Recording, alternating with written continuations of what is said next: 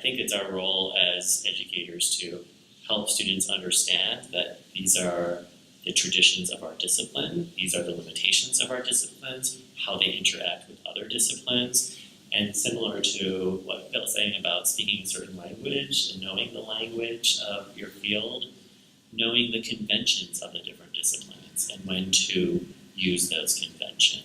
Maybe the most important contribution of Vygotsky was his distinguishing between everyday concepts and academic concepts. Because it's not until we're in an academic environment that we really fully develop our ideas.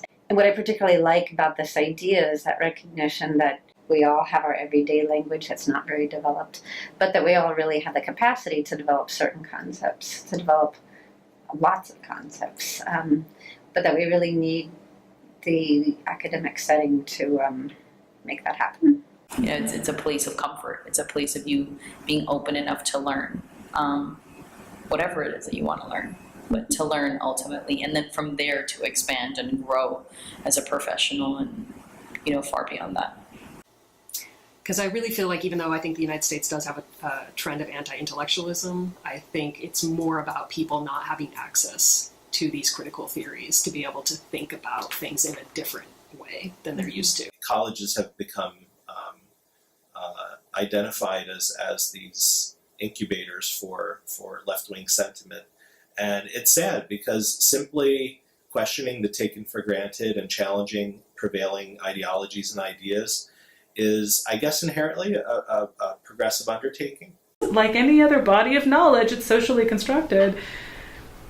But that doesn't mean that there isn't some attempt or some success at understanding that empirical world that's out there.